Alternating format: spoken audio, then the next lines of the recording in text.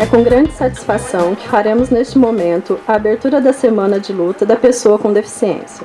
Agradecemos na pessoa da Maria Alice, presidente do CMAPD, as autoridades presentes. Sr. André Guimarães de Castro, secretário municipal de Assistência Social e Desenvolvimento Humano, representando o excelentíssimo senhor prefeito Guilherme de Ávila. A senhora Valéria Fabrício Mauro Reco, secretária municipal de Educação. Agradecimentos também pela presença da parceria com a Associação de Amigos dos Autistas AMA, na pessoa do senhor presidente, senhor Valdir, integrantes do Protea, na pessoa de Thaís Carrijo, equipe Inclusão da Secretaria Municipal de Educação, equipe Projeto Redescobrindo o Aprender, Abavim 2, profissionais da Abavim, conselheiros do CMAPD, os municípios de abrangência Polo MEC, Olímpia, Monte Azul, Viradouro. Neste momento, passo a palavra para a autoridade presente, senhor André Guimarães de Castro, representando o senhor prefeito.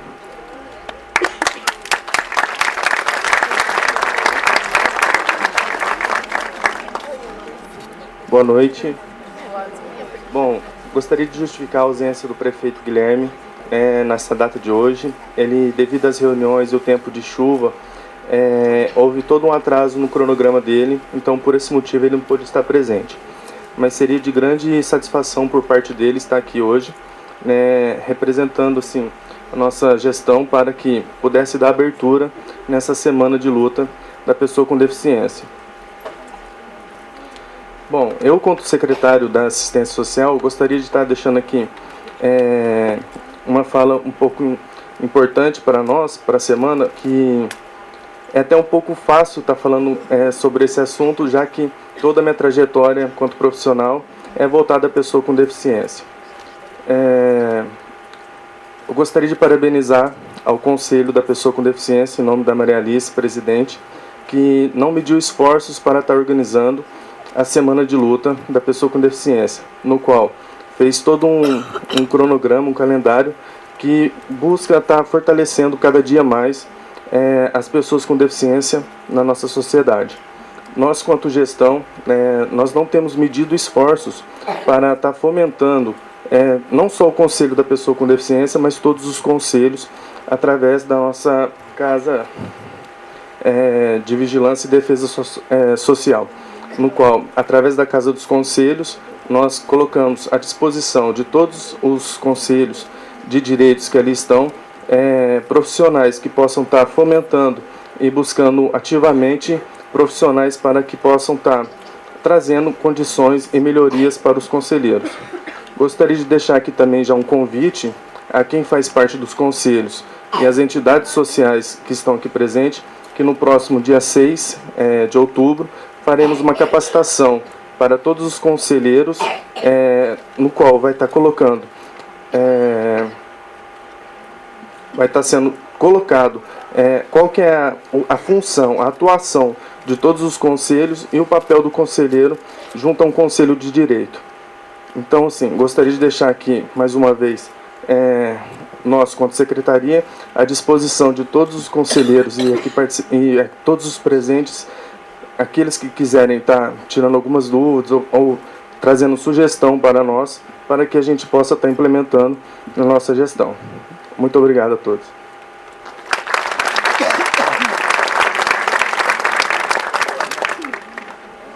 Convido para fazer suas contribuições a senhora Valéria Reco, nossa secretária municipal de Educação.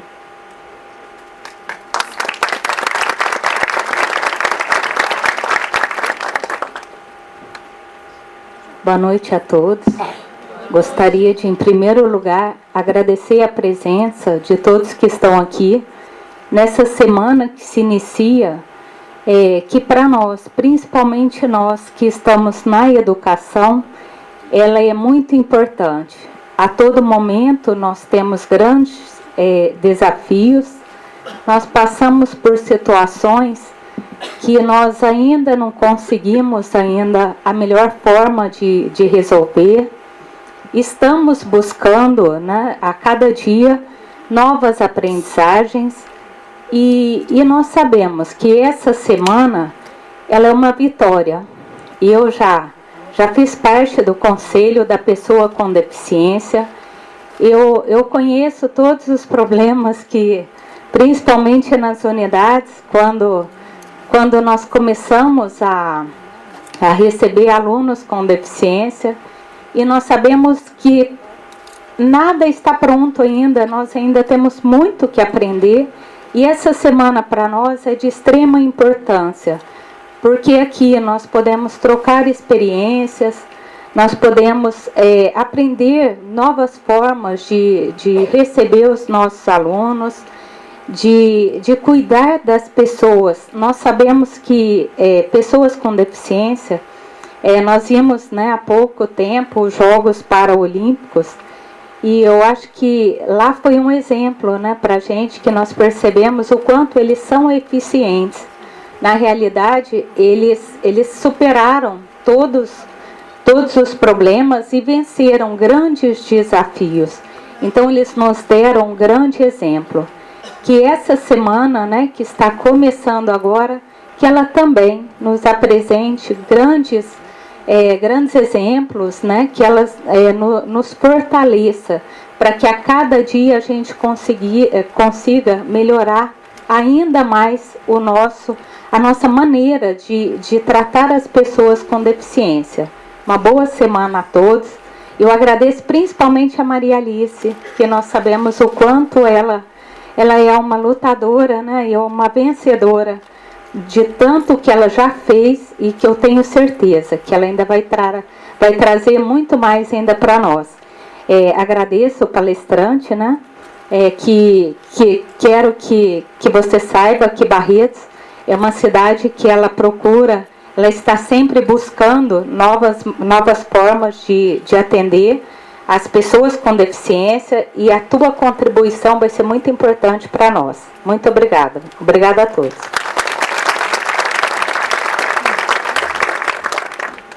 Convido a senhora Maria Alice Duarte Pereira, presidente do Conselho Municipal para Assuntos da Pessoa com Deficiência, para fazer suas contribuições. Boa noite a todos. Eu tenho até muito orgulho em dizer, né, que eu estou aqui embaixo porque a questão da mobilidade, acessibilidade já chegou até mim, né? E então, quando as pessoas têm aquela questão do preconceito ainda, você vai chegar lá, calma, né? De uma forma ou de outra, um óculos, né, doutor? Né, o joelho, uma artrose, uma artrite, isso daí faz parte do ser humano. Mas hoje eu estou muito feliz, mais uma vez, nós estamos aqui no início da semana, que eles dizem de luta, mas para nós aqui em Barretos, eu comemoro das conquistas, né? Primeiramente da nossa equipe, que eu quero agradecer, em nome da nossa secretária Valéria Reco, que tem sido uma bênção para nós na realização do nosso trabalho. A Juliana, que sem ela, meu braço esquerdo e direito, né? A nossa constelação, que eu digo isso, as nossas professoras das salas de recurso. Nós somos uma família, então nós mantemos diálogo, ninguém faz nada sozinho. Nós não temos aquele método melhor, aquele outro melhor. O melhor é aquele que é o melhor para a criança. É como elas descobrem através dos estudos de casa, é por aqui que ele deve ir, é por ali que ele vai. Então, tudo para nós, todos os dias, são conquistas novas. Se nós olharmos para trás, nós já conquistamos muito, assim, tanto na educação, como no conselho que abrange a cidade como um todo. Mas ainda temos muito que fazer, porque todos os dias nós recebemos alunos que nos surpreendem. E a gente senta com a equipe e vamos ver que caminho tomar. Nós precisávamos de ter uma equipe multidisciplinar, nós conseguimos.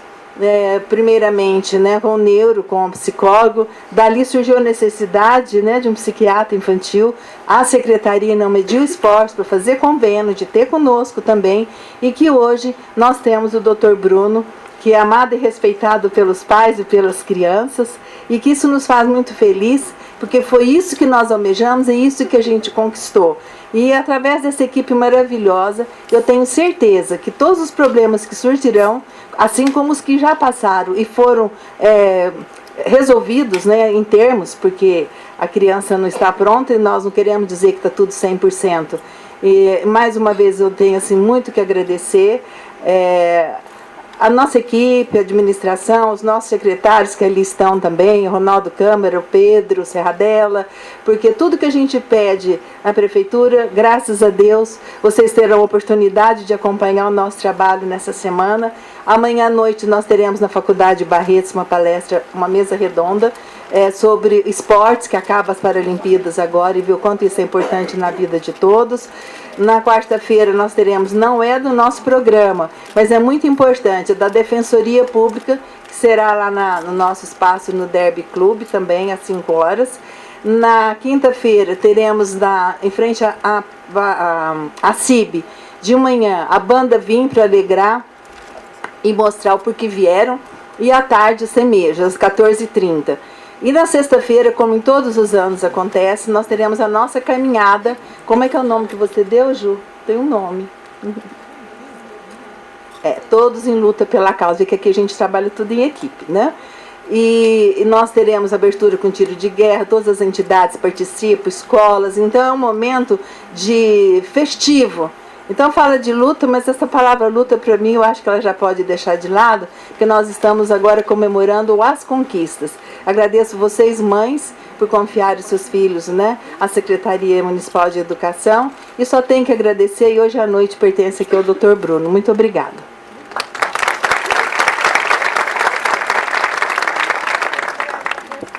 Agradecemos a presença dos demais secretários. O Conselho Municipal para Assuntos da Pessoa com Deficiência, em seu calendário anual, tem essa data como primordial.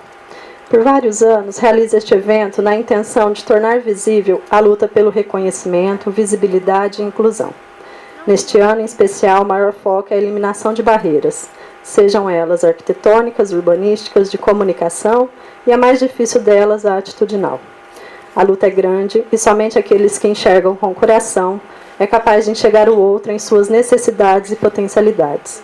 Incluir é muito mais que colocar dentro aquele que está fora. É aceitar, respeitar e, acima de tudo, acreditar. Neste dia de hoje, temos a honra de receber conosco o Dr. Bruno Zanotti Schneider, que faz parte dessa luta, através da Secretaria Municipal de Educação, com parceria através de convênio firmado com a Associação de Amigos do Autista, AMA. Agradecemos a presença, no qual passo a palavra com a palestra intitulada Alimentação e Saúde Mental. Dr. Bruno.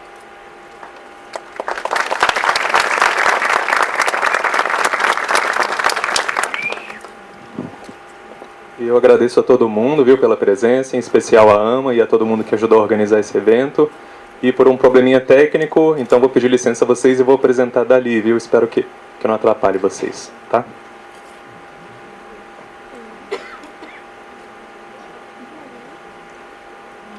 Então, o tema que a gente tem para falar hoje é alimentação e saúde, né, em especial no espectro do autismo. Na primeira vez que eu pensei no título para a palestra, eu coloquei alimentação e saúde mental, mas tem muita coisa de saúde física que está associada, então deixei alimentação e saúde mesmo. Então, eu sou o Bruno, sou médico psiquiatra, sou psiquiatra da infância e adolescência, né, sou formado pela USP de Ribeirão Preto. E aqui tem uma frase para a gente começar a pensar nesse assunto, né, que diz: cuide do seu corpo, é o único lugar que você tem para viver.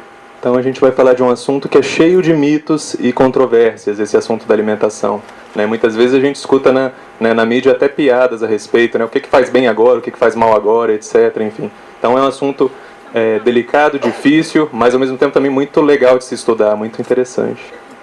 Bem, como que é difícil para o ser humano, então, né, ampliar seus conhecimentos? Isso é uma coisa incrível, assim, acho que é incalculável. A gente tem que estar sempre pensando nisso, porque a gente está sempre caindo, né, nos nossos próprios erros, assim, dificuldades de julgamento, de entendimento, de avaliação, enfim.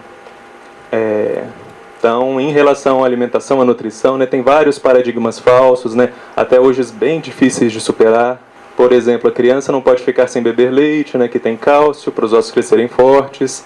A gente vai falar um pouquinho de cada coisa, né? Não uso manteiga porque tem colesterol, melhor usar margarina. Enfim, vegetais são saudáveis, mas tem pouca proteína. Enfim, vamos conversar um pouco de um monte de coisas, né, relacionadas ao autismo, sim, né, todas elas relacionadas ao autismo. Mas se for ver, assim, né, claro que com algumas ressalvas, e tudo depende da individualidade de cada caso, a alimentação saudável para a criança não autista é tão importante quanto, e o que a gente vai falar vale para crianças não autistas também, tá? Vale para famílias dos autistas, vale para crianças que têm às vezes alguma outra deficiência também. A gente vai falar principalmente de saúde, viu, aqui hoje. E uma outra dificuldadezinha que às vezes tem, e importante da gente falar, muito importante da gente falar hoje, tá? Que são os erros da distribuição dos alimentos, né? Então são as tais pirâmides alimentares, que a gente vai poder falar e pensar um pouquinho nisso também.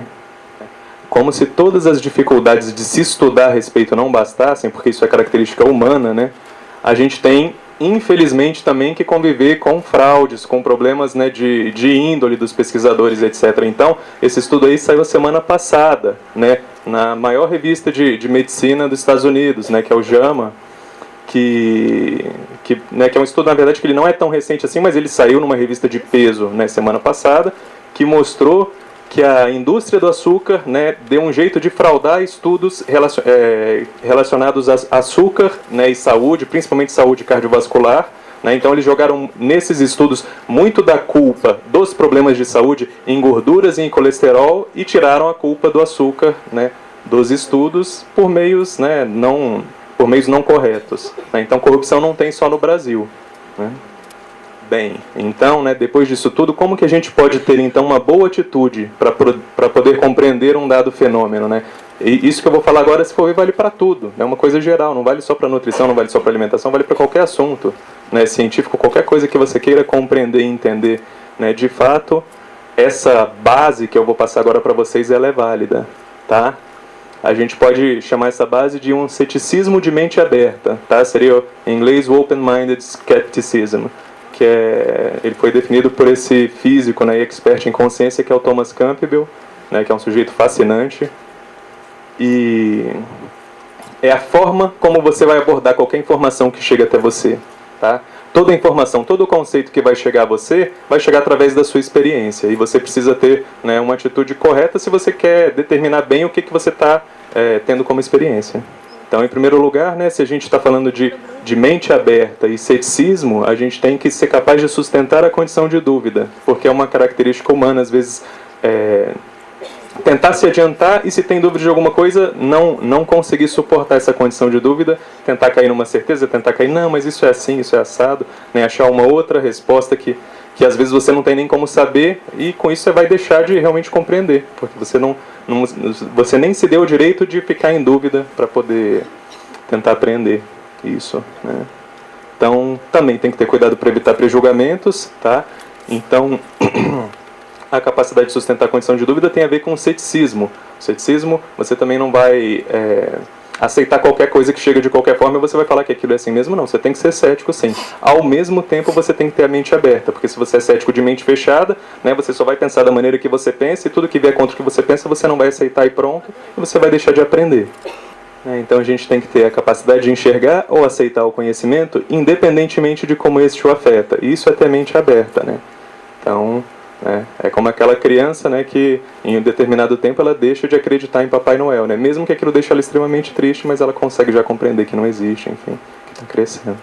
E a gente também aceita a responsabilidade pessoal que existe na busca da verdade. Então, não adianta a gente querer terceirizar para outra instituição, por exemplo, a Revista Americana de Medicina, né, se a gente sabe que existe, por exemplo, a possibilidade de fraude, enfim. A gente sempre tem que estar atento, e a gente é responsável pelo que a gente está pensando a respeito de qualquer coisa. E via de regra, o medo e a verdade, eles caminham em direções opostas. Quanto mais medo você tem, menos você vai conseguir aprender sobre qualquer coisa. Tá? Isso é assim que funciona. Então, por exemplo, uma pessoa que de tanto medo de estar doente com alguma doença grave, ela não quer saber sobre o assunto, não procura o médico, etc. Enfim, isso pode ser até grave. Né?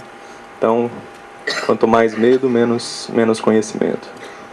Dito tudo isso, aí a gente já pode, né, começar a pensar com ceticismo, mas com mente aberta. Então, vamos começar. Só para citar um pouquinho os fatores relacionados à saúde, né, a gente pode citar talvez os principais aí como ambiente, né, o nível de toxicidade, de poluição no ambiente, exposição ao sol, etc., atividade física, outras atividades, né, que a gente poderia, se for ver, pegar um teminha desse e fazer uma aula para cada um deles, com certeza. Sono, convívio com os outros seres, né, a nossa intenção, como que a gente se coloca diante da vida, né, a nutrição, que é o que a gente vai falar, né, Lembrando que atualmente adoecer é considerado algo normal e pouco se cuida da saúde, tá? Isso é um fato atual.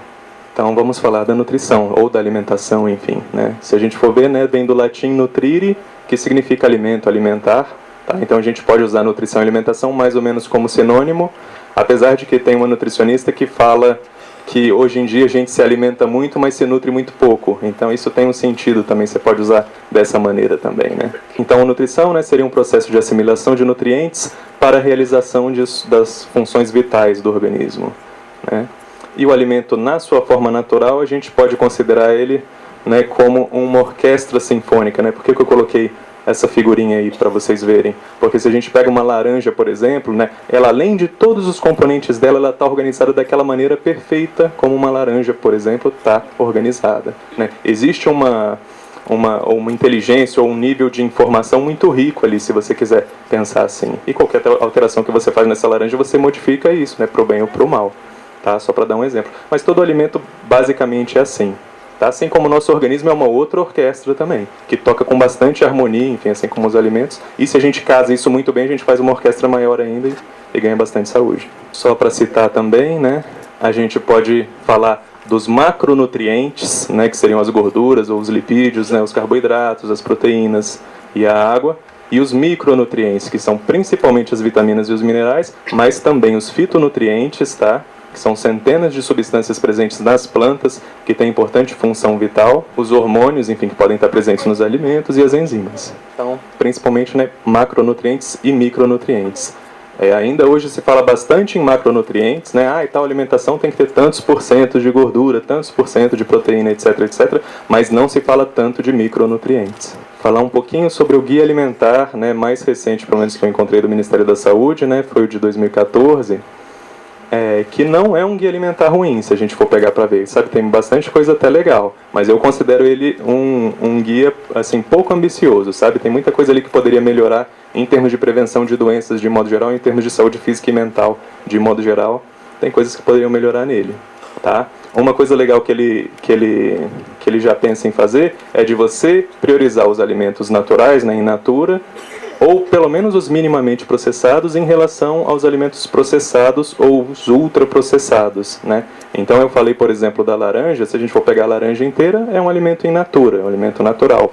O suco da laranja ele já é minimamente processado, tá? Se a gente for pegar esse suco, né, e colocar mais água e açúcar e fazer o néctar de laranja, ali vai ser, né, alimentos processados já, tá? E se você quiser levar isso ao extremo e fazer aqueles refrigerantes com 2% de suco, etc., aí você está com um alimento altamente ultraprocessado ou altamente processado, tá bom? Faz sentido pensar que quanto mais natural, via de regra, né, de modo geral, mais saudável? Claro que sim, tá?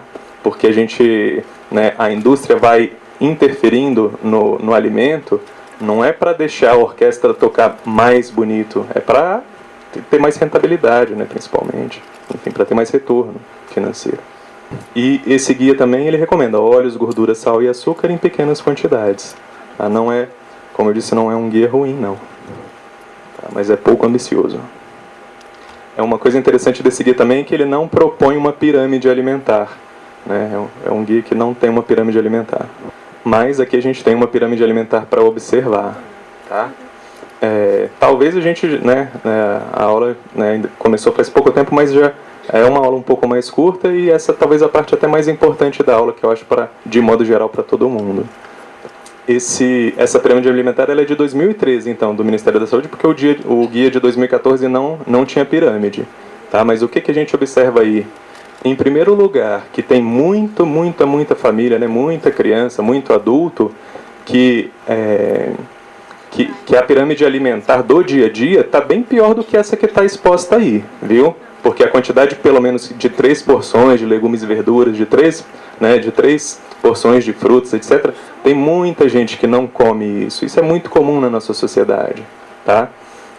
Priorizar os alimentos da base ali da pirâmide, né, o arroz, pão, massas, batata, etc., é muito comum, tá? E priorizar também as carnes, enfim, isso é muito comum. E os vegetais acabam indo para o topo da pirâmide. Então essa pirâmide que a gente vai ver hoje, que já não é a pirâmide ideal, muitas vezes a gente não consegue nem alcançar ela, para vocês verem como que é grave a situação, tá? Isso interfere muito em saúde física, interfere muito em saúde mental também, tá bom? De todo mundo. Por isso que eu falei que é uma aula do espectro autista, vale muito para o espectro autista, que em geral é um organismo mais sensível, a gente vai falar um pouquinho disso, tá? Mas vale para todo mundo. Né? Por que que ela, mesmo, né, que muitas vezes nem ela é atingida, né? Por que que ela não é uma pirâmide boa, tá? Pela base dela, se a gente voltar lá, essa base rica então em arroz, pão, massas, batata, mandioca, né? Em geral são alimentos ricos em amido, bastante ricos em açúcar e já são minimamente processados pelo menos, tá? Porque o açúcar você não vai comer ele cru, enfim, vai ser um açúcar branco, o arroz. O arroz, né? Você não vai comer ele, você vai cozinhar antes de comer e ele é descascado, é arroz branco, né? Que a gente costuma comer. Eu acho que eu troquei arroz com açúcar porque o arroz, depois da digestão ele vira açúcar. Então essa pirâmide é uma pirâmide que favorece doenças, obesidades, diabetes, carências nutricionais, faltas de micronutrientes, porque esses alimentos, o arroz branco, as massas, o trigo, o pão, etc., eles não têm micronutrientes o suficiente, principalmente os fitonutrientes que eu falei, tá? Predispõe a câncer. A gente precisa ter cuidado quanto ao consumo de grãos e também de leite, entre outras coisas, por causa das exorfinas. Então isso daqui eu já estou comentando a parte mais lá de cima dessa pirâmide também. A gente tem que ter cuidado, né? Eu vou falar um pouquinho mais disso mais para frente, tá? Em relação ao consumo de grãos e de leite. Tá bom? E o que são exorfinas? Eu podia ter sublinhado essa palavra ali para vocês, tá? Exorfinas são produtos da digestão parcial de alguns alimentos, dentre eles a caseína, a proteína do leite, né, o glúten, né, a proteína do trigo, enfim, são resultados também da digestão da soja, do milho, do arroz também, tá? E são substâncias que têm atividades no nosso sistema nervoso central opioide, tá? Não é à toa que é tão difícil para a gente, por exemplo, que está acostumado a comer pão, deixar de comer um pãozinho, né? Então, tem estudo mostrando dependência entre esses alimentos e a presença das exorfinas, tá?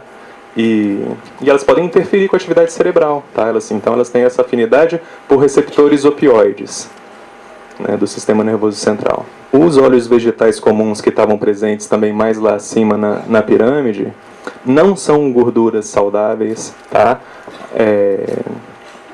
A gente tem estudo mostrando de que a frequência de infarto na população subiu demais depois do início do século passado, quando a gente começou a usar esses óleos vegetais, de soja, de milho, canola, etc. Em geral, não são apropriados para o consumo para quem quer cuidar bem da saúde. Então, ou você usa o mínimo possível, ou você não usa, ou você usa algum outro óleo que não seja desses tão ruins, né? Uma alternativa seria talvez o óleo de coco, mas ele é muito caro.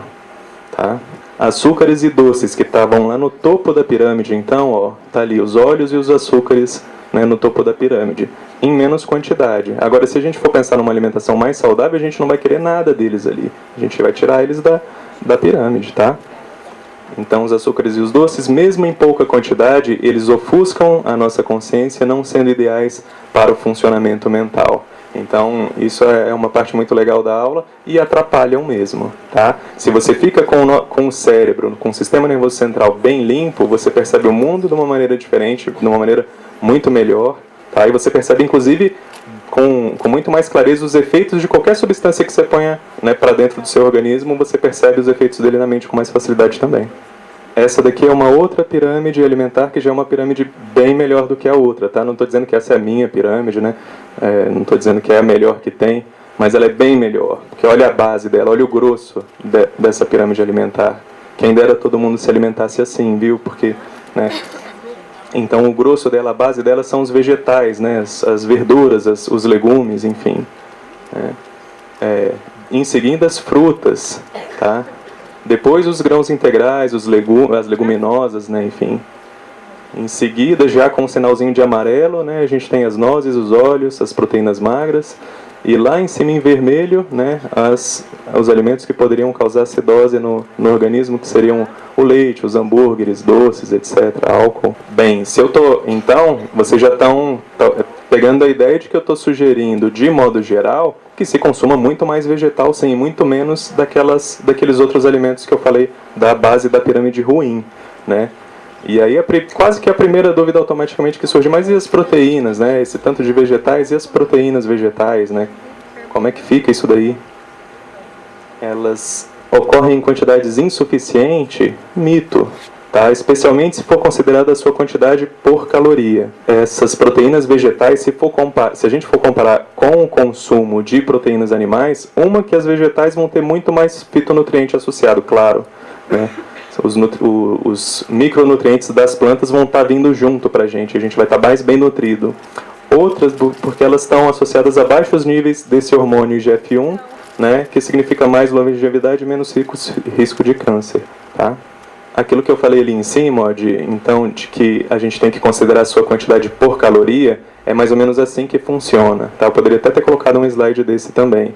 Mas se a gente for pegar, por exemplo, um alimento como o alface e comparar com a carne de boi, né, qual que tem mais proteína? Né? Eu vou te responder que depende. Depende do quê? Se você for considerar a quantidade de proteína por gramas, por peso, né, a carne de boi, claro que tem mais. Mas se você for considerar a quantidade de proteína por calorias, o alface tem mais proteína do que a carne de boi. Tá? O alface você pode comer muito mais, né, em termos de calorias, e o nosso corpo ele não funciona tanto com o que a gente ingere em termos de peso. Ele funciona muito mais com o que a gente ingere em termos de calorias. Tá? Se a gente beber, por exemplo, né, 500 ml de água, isso tem um efeito no organismo. Se a gente beber 500 ml de refrigerante, isso tem um outro efeito no organismo. Se a gente comer 300 gramas de uma salada de repolho, isso tem um efeito. Se a gente comer esses 300 gramas de um bolo de chocolate, isso tem um outro efeito no organismo. Então a gente tem que considerar, tá? Isso é um assunto meio novo, assim, que tende a surgir, mas a gente tem que considerar no mínimo um pouco essa questão da relação da quantidade dividida por caloria também, tá bom? Não adianta só considerar por gramas não, por peso não. Por exemplo, né, eu poderia ter colocado isso realmente num slide, mas se a gente for pegar o brócolis, por exemplo, ele tem quase o dobro de proteína do que a carne de boi, se a gente for usar essa razão calórica, tá? A couve tem mais também, né? Enfim, quase todo alimento vai ter, se a gente for usar essa razão. Agora eu vou falar um pouquinho do leite e do cálcio, mais como um exemplo para ilustrar, para ajudar a gente a pensar um pouco como a nutrição funciona no nosso organismo, sabe? É mais um fim didático mesmo, mas um exemplo legal ao mesmo tempo, para quem tem interesse. Se a gente for ver, né, osteoporose, fraturas de fêmur ocorrem muito mais em populações onde há maior consumo de leite e cálcio. Né? Então, como assim? O leite não protege, o cálcio não protege de osteoporose? Vamos ver, né? Parece que talvez não proteja, não. A ingestão não significa necessariamente absorção, em primeiro lugar. Tá? Então, o leite, se a gente for pegar para analisar, ele não é um alimento que ele promove uma boa absorção do cálcio que ele tem, pelo menos não no nosso organismo. Talvez no do bezerro isso funcione muito bem. Para o ser humano, o leite de vaca não promove uma boa absorção do cálcio. Então, não adianta só ele ser rico em cálcio, se a gente não vai absorver bem esse cálcio. Tá? Na China, por exemplo, quase não há osteoporose. Tá? Então, e lá se ingere, né, 500 miligramas mais ou menos por dia de cálcio. E já nos Estados Unidos é um grande problema de saúde pública a osteoporose, e eles ingerem mais do que o dobro em média de cálcio. Só que é uma quantidade de cálcio vinda principalmente dos produtos derivados do leite e do próprio leite. Então eles não conseguem ter uma boa absorção. Para a gente ter um exemplo, a gente tem então duas situações aí diferentes. Uma que a pessoa ingere 1000 miligramas de cálcio, né, por dia, né? Desses 1000 ela consegue absorver 300 miligramas, né? Pela excreção, principalmente pela urina, ela está perdendo 350 miligramas e ela acaba o fim do dia dela com um déficit, né, com uma falta de 50 miligramas de cálcio. Isso com o tempo pode promover problemas de saúde, dentre eles a osteoporose. E na outra situação a gente tem uma pessoa que ingere, né, 500 miligramas de cálcio, então acaba ingerindo a metade, mas esse cálcio é um pouco melhor absorvido, então ela consegue absorver 200. Né, como ela não ingere maus alimentos, ela tem uma excreção bem menor desse cálcio e ela acaba o fim do dia dela, né, assimilando 100 miligramas de cálcio. Tá? Não quer dizer que a gente ficar assimilando indefinidamente cálcio é necessariamente bom para a nossa saúde, mas é para a gente entender um pouco esse conceito que não basta ingerir, a gente tem que observar o que está sendo absorvido e a gente tem que observar o que a gente está eliminando também. Então, para a gente, né, só exemplificar ainda, quais são os fatores então que induzem essa perda de cálcio tão grande que a gente viu aqui desse sujeito 1, né? Quais são os fatores? Vamos lá. A proteína animal, o consumo de proteína animal promove uma excreção maior de cálcio, tá? Sal na alimentação, o cloreto de sódio, né? que a gente usa na alimentação, né? Cafeína também promove, açúcar refinado, álcool, bebida alcoólica, né? Nicotina, né? Antiácidos que têm alumínio, né? Algumas medicações antibióticas, né? Alguns esteroides e hormônio tiroidiano, enfim, suplementos de vitamina A, né? Então tem vários fatores que promovem essa excreção exagerada do cálcio, tá? Então eu acho que é um exemplo bastante ilustrativo, assim, para a gente pensar mais ou menos como funciona o nosso organismo e os cuidados que a gente tem que ter, tá bom? Inclusive com suplementação. Suplementação não é brincadeira, pode ser perigoso, tá? Inclusive a própria suplementação de cálcio pode ser perigosa, tá? Você não pode sair tomando cálcio de qualquer forma, viu? Porque ele pode, por exemplo, calcificar um tecido do coração, né? E isso pode te dar problemas. A válvula, né, do coração pode ser calcificada, por exemplo. E, então, né, só para fechar esse exemplo, é para a gente ter essa ideia em mente, assim, sempre quando a gente for estudar alguma coisa, não pegar a primeira informação que a gente tem e achar que com ela a gente pode concluir muito, porque às vezes a gente não pode. Tá? A gente tem que ter um pouco mais de progressão de conhecimento para você poder chegar a alguma conclusão. Bem, será que a gente sempre se alimentou mal, né? Nossa sociedade, será que sempre se alimentou mal? Né? Se a gente for ver, né, em 1960, né, os restaurantes fast food se espalharam pelos Estados Unidos, né, começaram a se espalhar bastante. Né? Nos anos 70 era uma indústria de 6 bilhões de dólares por ano. Né? Em 2005 já eram 120 bilhões, só nos Estados Unidos. Né? E foi uma coisa que foi se espalhando. Na verdade, antes disso, né, problemas de alimentação relacionados à Revolução Industrial surgiram antes disso. A questão dos óleos vegetais vieram antes, né, dos anos 60. Os óleos vegetais vieram por volta de 1930, mais ou menos, né? Isso é um problema também. Então, entre 1935 e 2005, os índices de câncer aumentaram todo ano. Não passou um ano que o índice de câncer não baixasse, né? Por 70 anos seguidos. Foi sempre aumentando. Tá? Entre 1900 e 2000, as mortes por câncer em países modernos, ou seja, em países com boas medicina, apesar da boa medicina, as mortes aumentaram mais de 150%. Incrível, né? E a gente tem um resumo de mais de 206 estudos epidemiológicos. Então, isso é uma carga muito pesada, assim, muito grande de informação. É um resumo de mais de 206 estudos epidemiológicos, que em geral são estudos abrangentes. São os estudos mais abrangentes que a gente tem, via de regra, em termos de número de indivíduos estudados, são os epidemiológicos. Tá? A gente vê que o consumo de vegetais crus tem a mais forte correlação com a redução do câncer. Tá? Isso tem muito a ver com a questão daqueles fitonutrientes que eu falei, né, um pouquinho antes. Tá? São substâncias presentes nos vegetais que a gente come muito pouco, que, entre outras coisas, protegem a gente do câncer também. Por isso que é importante comer mais. Tá? Mais frutas, mais verduras, mais legumes. Agora eu vou trazer um pouquinho para vocês alguns dados, né, algumas informações desse médico norte-americano, né, que tem um livro muito legal, né, tem mais de um livro, né, mas tem livros muito legais, tá, que é o Joe Fuhrman. Né, que aquilo até eu já tinha falado isso que ele fala, né, que até hoje ainda se dá muita atenção quando vai se falar de alimentação à proporção correta de macronutrientes, né, em vez da qualidade do que se come, em vez da quantidade, por exemplo, de micronutrientes que você está ingerindo, né, quantidade de vitaminas, de fitonutrientes, de minerais, enfim. Então a gente tem que pensar em primeiro lugar mais na qualidade do que a gente está comendo, sabe? Não adianta nada a gente ter uma alimentação, digamos que, numa proporção estritamente correta, né, de proteínas, gorduras, etc. Se são proteínas de má qualidade, se são gorduras de má qualidade, tá? Se são açúcares de má qualidade.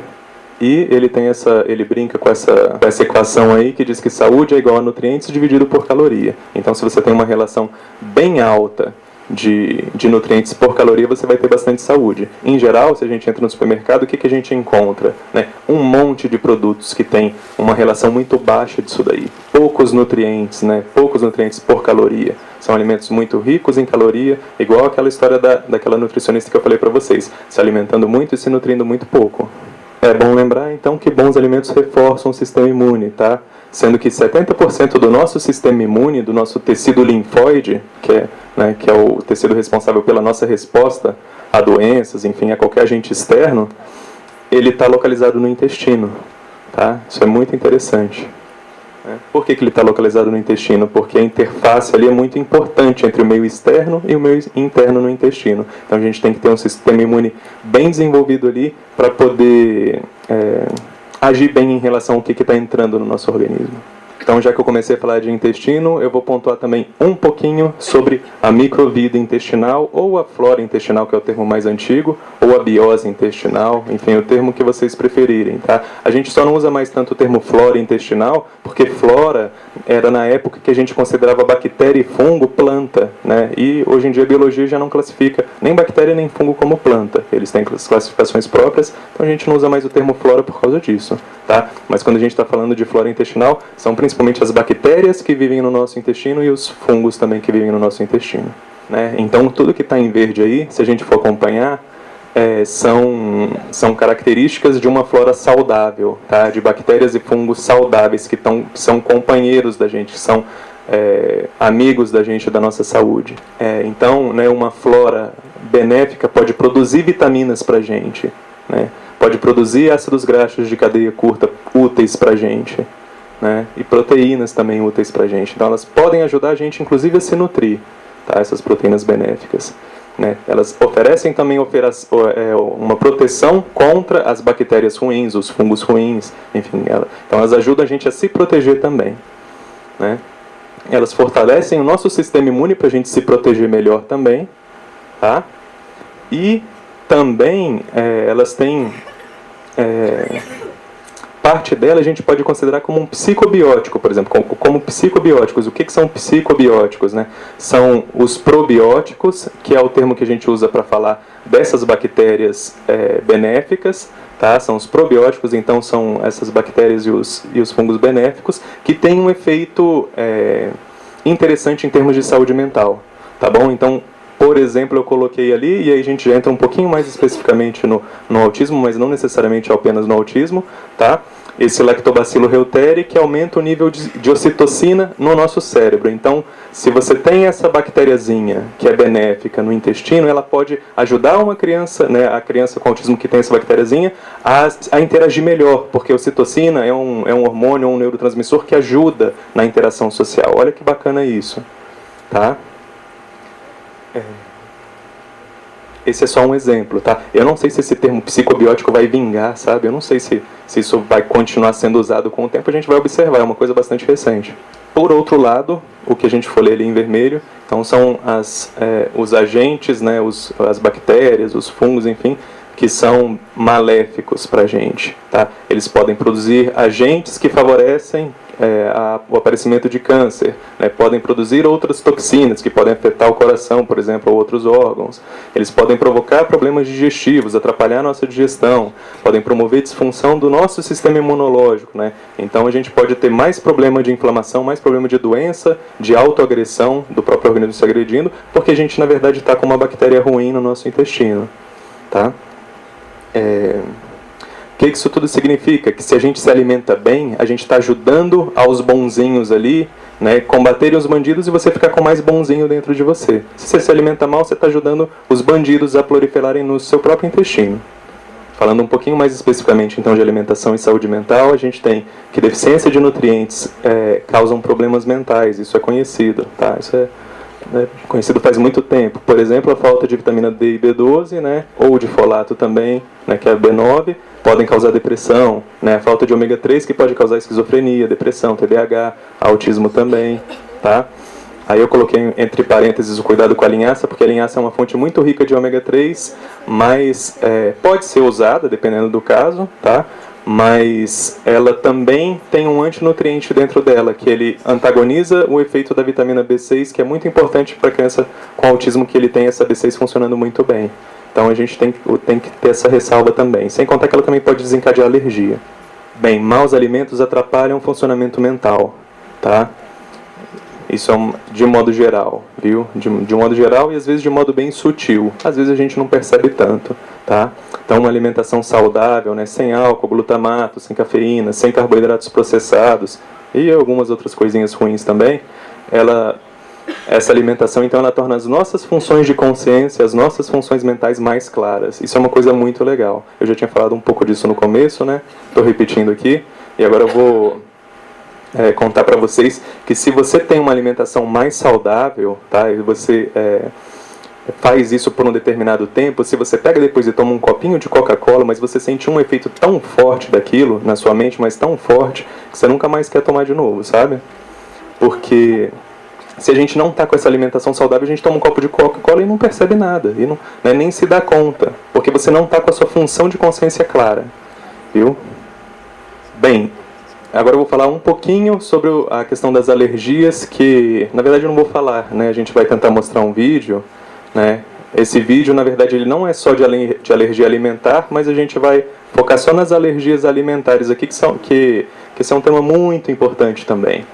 Esse é um vídeo muito legal, viu, gente? É um vídeo na verdade, de 1989. Então, um vídeo bem antigo, para vocês verem como é difícil para o ser humano, para a sociedade, incorporar conhecimento importante, né? Isso na medicina, isso na nutrição, em qualquer área.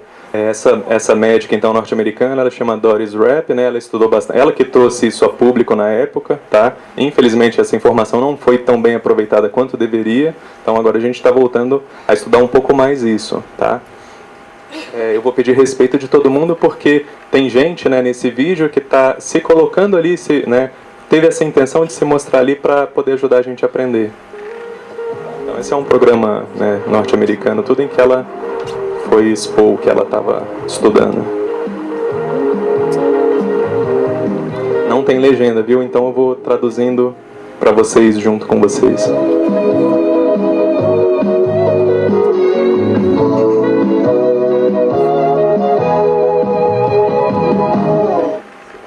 Here, I want you to see, Esse menino então é o Ned, né?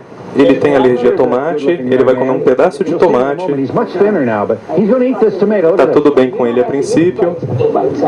Comeu um pedacinho de tomate. 20 minutos depois, tá? Ele não consegue se controlar. Eu tô ficando louco, ele fala. Não consigo me controlar. Pode dar pausa. E aí ele está aí no programa de auditório depois. Então, isso é muito impactante, você vê como que um alimento pode desencadear uma reação que vai ocasionar uma alteração comportamental dessa magnitude, tá? Em um indivíduo. Isso pode acontecer, isso às vezes acontece em intensidades menores, tá? Na população, e às vezes a pessoa não sabe. E tem alergias que não tem a ver com os alimentos também nesse vídeo. Quem quiser interesse, né, tiver interesse, tem no YouTube esse vídeo. Só colocar o nome da médica, Doris Rapp, você assiste o vídeo inteirinho. peas. Então, essa menina, ela tem alergia à ervilha. You know, when I eat peas, my tongue is used to get really kind of swollen. Really good. You know, this is by way of saying that all these things that are good for you usually are, but for some people, and for you, not so hot. I love peas, but... Ela adora, né, comer ervilha, mas ela não pode, porque ela tem alergia. You don't mind if I show him this boy talk about... Thank you, Alicia. You're a very brave young woman, and you're doing this for us because you tá know ela com uma fala normal, né, antes de ser exposta à ervilha. Então, ela está falando tudo que ela gosta de comer, tudo que ela tem alergia ela gosta de comer. Isso é comum, tá? Depois ela não consegue mais falar direito. Nesse momento ela está embriagada pela reação alérgica que ela está tendo. Well, I'll tell you what, nobody laughed. This audience knows that isn't funny, Alicia, and it's not the kind of behavior. Então, mais um caso bem impactante, sabe? São alterações só de comportamento, não tem vermelhidão na pele, né? Não tem problema respiratório, como é alergia respiratória, tem problema comportamental, tá? Então, a gente pode chamar de alergia cerebral, né? Uma alergia neuropsiquiátrica, enfim. Tá? É muito importante a gente saber disso. Tá? Por que eu estou falando disso, então, numa aula, né, que a gente está... O foco é o espectro do autismo, né? Eu vou falar mais para frente, mas o espectro do autismo, ele tem uma fragilidade, uma suscetibilidade maior para ter esse tipo de problemas. Então, cuidado, a gente pode dizer, né, que o cuidado tem que ser maior ainda com a alimentação deles, sabe? Eles estão, a gente pode dizer que estão mais vulneráveis mesmo. Então, o efeito neles pode ser maior ainda. Então, causas já que a gente falou um pouco de alergia, né, vamos falar um pouquinho de causas importantíssimas de alergias, né? Da onde que vem isso, né, com muita frequência? vem de falta de contato com a natureza, né? A gente está cada vez mais destruindo mais a natureza, então cada vez mais probabilidade, entre outros graves problemas, da gente ser mais alérgico, tá? Se não tem natureza para a gente ter em contato, como é que a gente vai fazer para desenvolver o sistema imune? Né? Então, falta de contato com a natureza, falta de brincar ao ar livre, excesso de higiene, tudo isso contribui muito para essas alergias. Então, a gente tem que ter esse tipo de entendimento se a gente quer prevenir esse tipo de problema que a gente assistiu. A alergia tem tratamento, viu? Alergia não é algo fixo. Às vezes a pessoa pensa, eu tenho alergia a isso, ou eu vou ser alérgico a isso o resto da vida. Não, a alergia não é assim que funciona. O nosso sistema imune não funciona assim, tá? Uma mudança para uma alimentação mais saudável pode melhorar reações alérgicas, viu? Porque a gente pode ter, por exemplo, as bactérias mais boazinhas no nosso intestino, isso vai ajudar a gente a modular nosso sistema imune. Bem, vamos falar um pouquinho mais especificamente então ao espectro do autismo agora, tá? Como eu tinha dito antes, então são organismos, né, são pessoas mais vulneráveis ou mais suscetíveis, tá? Sendo bastante comuns infecções, as alergias, problemas do trato gastrointestinal também, tá? Tudo que se falou até agora vale em dobro, entre aspas, né? Vale bastante para essas crianças, porque elas podem estar com mais suscetibilidade de receber essa interferência, tá? E a melhora dos sintomas de autismo mesmo pode ocorrer apenas ao se melhorar a dieta. Então isso é uma coisa muito legal. Isso é uma coisa pouco ainda, infelizmente, pouco aceita pela comunidade médica como um todo, mas eu estou trazendo para vocês porque, né, não vou deixar de trazer algo que é fato, viu? E se vocês tiverem aquela condição que eu falei desde o comecinho da aula de ter ceticismo e mente aberta, vocês vão poder verificar vocês mesmos se isso aqui é verdade ou não, tá? Mas, então, sintomas de autismo, mesmo sintomas de autismo, de dificuldade de interação social, de estereotipias, etc., eles podem melhorar só com a melhora da alimentação. Por exemplo, uma criança então que passa a interagir socialmente 3 semanas depois de suspender o glúten. Só para dar um exemplo, né? A gente vai ter que lembrar que cada caso é único, né? E esta apresentação está trazendo de qualquer forma apenas uma visão geral. Então o fato de eu ter trazido, por exemplo, esse exemplo do glúten não significa que isso vai se aplicar a toda criança com espectro, enfim. Tá? Cada caso é um caso. Agora eu vou trazer para vocês, eu não me recordo, na verdade, se na outra aula que eu dei aqui em Barretos eu falei desse estudo, mas é um estudo muito legal de ler, assim, ele é gostoso de ler, né? Então é o pão e outros agentes comestíveis que causam doença mental, né? Então o pão, o trigo principalmente, né, ele aumenta a permeabilidade intestinal em todas as pessoas. Então esse efeito não é só em crianças do espectro autista, enfim, esse é um efeito que acontece com todo mundo que come. Tá? Esse é um efeito do trigo que ocorre em 100% das pessoas. Aumentar a permeabilidade intestinal. O que significa isso? Significa que o intestino que está exposto ao trigo, ele vai deixar entrar mais substâncias, às vezes indevidas, do que um intestino que não está exposto ao trigo. Então, o intestino saudável, que não tem trigo dentro dele, ele está mais seletivo. Ele sabe o que ele precisa deixar de fora e o que ele pode deixar entrar na corrente sanguínea. O intestino exposto ao trigo, não. Bem, a gente já está chegando perto do fim da apresentação, viu, gente? A gente fala muita coisa, tem muito mais para ser falado, né? Tentei selecionar alguma coisa que pudesse ajudar mais, enfim. Mas a gente pode dizer que também são temas importantes, a questão dos agrotóxicos que se usa. Tá? Aqui no Brasil, a gente é campeão mundial em toneladas de agrotóxicos. Tá? Isso é muito sério, muito grave. Eu não sei o que o brasileiro tem na cabeça para fazer, né, uma coisa desse tipo. Né? A gente tem que pensar também em que antibióticos foram jogados naquele alimento, naquele futuro alimento, né? Que anabolizantes que foram colocados naquele futuro alimento, tá? São outros assuntos relevantes, né? A qualidade do solo que está sendo produzido aquele alimento, tá? A qualidade da água que tanto é usada na produção como a água ingerida. Então tem bastante coisa para se falar. Eu não vou falar de tudo, não tem como esgotar esse tema. Mas vamos fazer então uma reflexão, né? Será que a gente não é com a gente mesmo, aliás, a gente não é com a gente mesmo muito diferente da forma como a gente é com os animais dos quais a gente se alimenta? Que, via de regra, atualmente na nossa sociedade, a gente trata muito mal os animais que a gente usa para se alimentar. Tá? Aquela criação intensiva é muito cruel, é muito ruim. Enfim, então não é uma forma de agir legal, né? E tem um provérbio oriental que diz que a forma como a gente age com os animais à nossa volta diz o quão bom é o nosso coração. E no momento a gente, como sociedade, não está com um coração muito bom, não. sabe? E isso de alguma forma volta pra gente, porque se a gente for ver, a gente parece que muitas vezes vive numa espécie de sofisticado de cativeiro, tá? Preso à rotina, mal alimentado, estressado, adoecido, excessivamente medicado. Então não tá tão diferente daquele boi lá que tá sofrendo ali também, não. A gente faz isso com a gente também, tá? E para começar a se libertar disso, em primeiro lugar, a gente tem que libertar a gente mesmo, tá?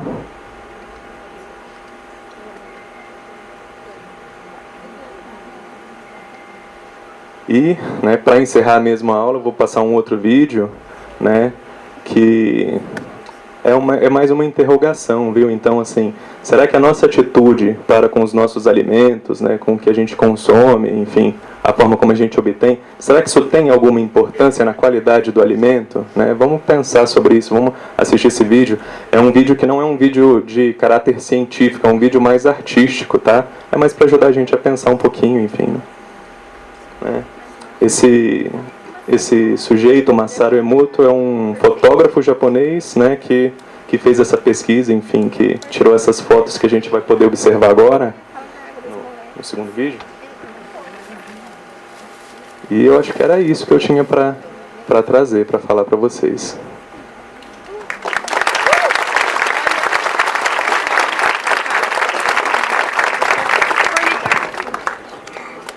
Pessoal, nós vamos abrir para algumas perguntas, tá? Quem quiser, se quiser ou não, né, pode se manifestar. Doutor, tem exames assim, próprio para alergia. E nesse exame detecta essas questões, igual o senhor disse do tomate? Os exames são parte da avaliação, viu? Para você fazer o diagnóstico, os exames são parte importante da avaliação. Mas não são só os exames, tá? E é como eu falei, uma alergia não necessariamente ela é algo fixo no seu organismo. Então, às vezes você, antes até de pensar em fazer uma avaliação com testes, você pode só orientar uma melhora na alimentação, tá? E aí depois você não precisa nem se preocupar tanto assim com os exames. Mas os exames são parte da avaliação, tá? Aquela criança que comeu tomate tinha alergia, porque o tomate, o pequenininho, que é aquele original, é o cereja, ele não tem agrotóxico. Será que essa criança não tem alergia porque ela comeu esse tomate que tem muito agrotóxico? E se ela comesse aquele que é a cereja, que é o natural, que não tem agrotóxico? Será que ele ficaria assim? É uma boa pergunta, tá? Não tem como saber. Sim, pode ser que realmente a criança tinha uma alergia, na verdade, ao agrotóxico. É possível, viu? Nesse porque caso. O natural, acho que o tomate não faria, né, um desencadeamento assim. Não é impossível. Ele poderia causar, ele mesmo causar alergia. Então, isso pode acontecer, tá? Então, no caso dele, poderia ser o tomate mesmo, poderia ser o agrotóxico também. No caso do glúten, com os pacientes no espectro autista, ele vai atrapalhar mais a função cerebral ou a função emocional ou da saúde mesmo? Tipo, tem um cansaço, alguma coisa, ou só é na mente que o glúten mexe? Não, ele pode atrapalhar a função cerebral. A função emocional a gente pode considerar como uma função cerebral, então ele pode atrapalhar a função cerebral e pode atrapalhar a saúde sistêmica também. Tá? Pode atrapalhar a imunidade, pode atrapalhar a permeabilidade, como eu falei. Então o glúten, né, falando de novo do tomate, mas o glúten pode promover às vezes alergias que nem iam acontecer, porque se ele aumenta essa permeabilidade do intestino, um monte de subproduto da digestão vai entrar na corrente sanguínea e vai ativar o sistema imune, que eles não deveriam nem estar lá, tá? Porque é um produto que não está completamente digerido ainda. Tá? Então pode causar alergias, que às vezes você tirando o glúten, você melhora das alergias. Tá? Então, é isso. Tá? Em casos mais graves de sensibilidade ao glúten, você tem a doença celíaca, né? Que é um caso muito grave de intolerância ao glúten, que compromete demais o intestino. Isso, né? E aí você tem que tirar 100% do glúten mesmo. Doutor, aqui. A respeito do trigo que o senhor falou, o integral e também do sal, aquele sal do Himalaia, gostaria que o senhor me desse um... Tá, perguntas legais. Tá. O trigo, né, assim, o integral, você fala do pão integral? Tudo que se refere pão, o arroz integral, se realmente é melhor do que o... Porque a gente escuta um monte de coisa, né? Então, o pão integral vai ter glúten do mesmo jeito, às vezes vai ter até adição de glúten nele, sabe? Muitas vezes. Então não compensa, não resolve nada, tá? Então o pão integral não resolve em relação ao glúten. Ele tem às vezes até mais glúten, tá? Então o pão integral não resolve, tá? Tem que ser um pão sem glúten mesmo ou tem que não ter pão. Tá? O sal do Himalaia? O sal do Himalaia, eu vou ser bem franco com você, eu preciso estudar um pouco mais, sabe? Para saber se ele é realmente seguro, assim. Mas a proposta não é ruim a princípio, sabe? Porque o sal refinado é muito ruim. O sal refinado é só cloreto de sódio, tá? E sem contar os aditivos que eles colocam para refinar o sal, que às vezes estão presentes ali também. E o iodo que é acrescentado, porque no refinamento você perde todo o iodo do sal. Então o cloreto de sódio, o sal refinado que a gente tem de mesa, não é um sal saudável. Então o sal do Himalaia pode ser uma opção saudável. A via de regra a gente tem que usar pouco sal.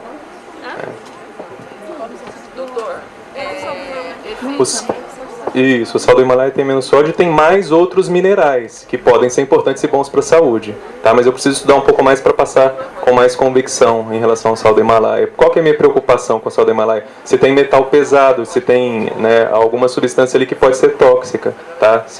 Se tiver um pouquinho, por exemplo, se tiver um pouquinho de chumbo, isso pode atrapalhar o cérebro de quem está consumindo, tá? Doutor, teve uma profissional que pediu para repassar a pergunta aqui, ó. Tô aqui na escada. Em relação à criança que já apresenta essas intolerâncias alimentares, quanto tempo se leva para fechar também um diagnóstico, no caso, para o autismo? Essa é a... Eu não entendi muito bem, assim. Se a criança ela já apresenta essas intolerâncias, quanto tempo que se leva para fechar um diagnóstico?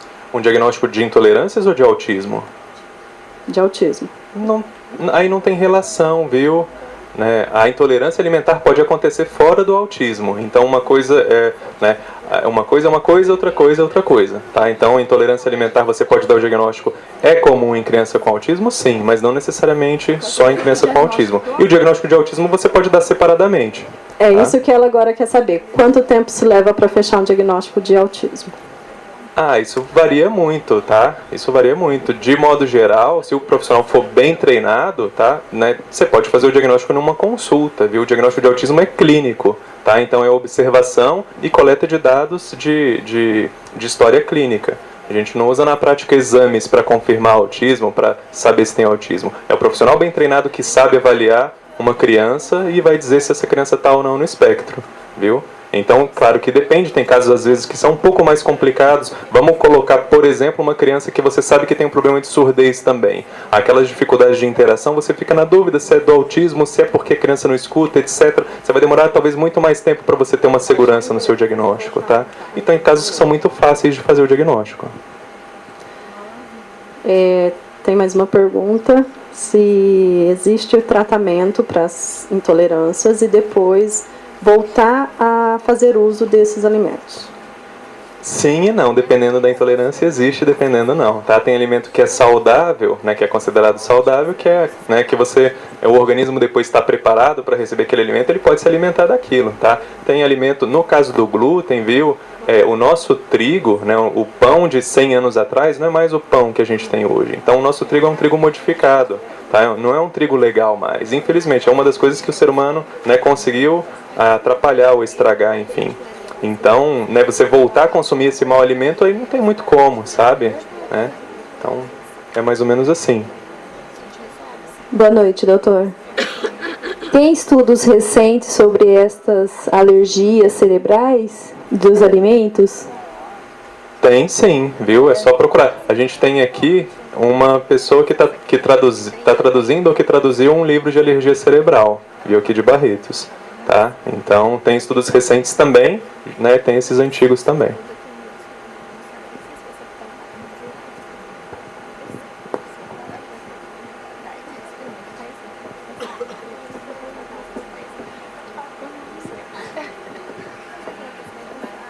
Doutor, sobre o exame que a dona Maria Alice perguntou para o senhor, ele pode ser custeado a SUS ou só particular? Boa pergunta, viu?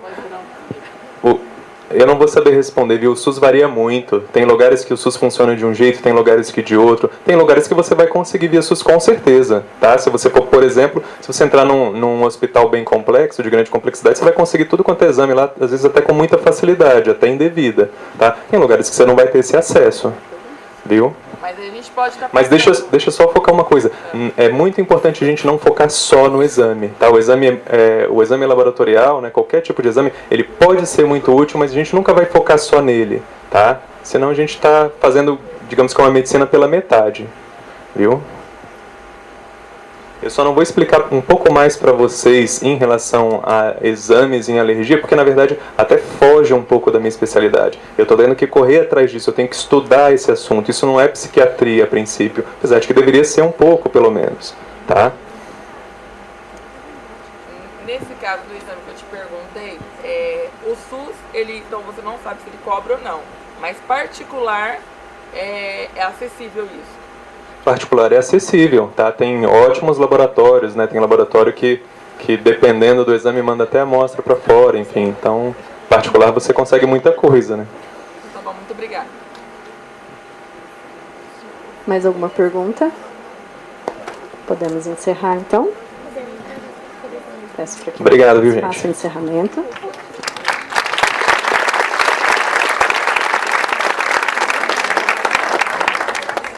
Nós só queremos encerrar, doutor Bruno. Nosso muito obrigada mais uma vez, né, de tê-lo conosco. E esperamos que em outras oportunidades, né, nós encontraremos novamente. Muito obrigada.